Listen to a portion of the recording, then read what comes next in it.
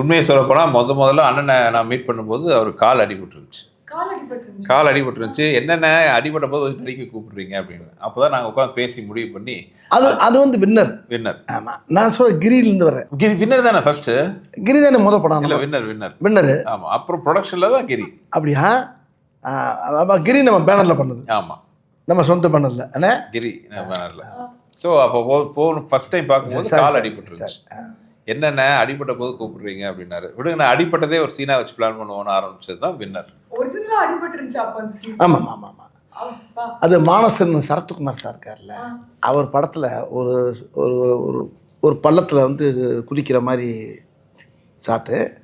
அது நானே புள்ள போய் குச்சோன்னா ஒரு பாறையில் அடிபட்டு காலில் ஏர் கிராக் ஆச்சு. அந்த வலி இன்னும் இருக்குது. ஆமாம், அதுக்கு அந்த வலியோடு அப்படியே உள்ள பேண்டேஜ் போட்டு ஹாஸ்பிட்டலுக்கு ஒரு வருஷமாக இருக்கும்போது நம்மளுக்கு இப்போ இந்த படம் வர சாட்டாது.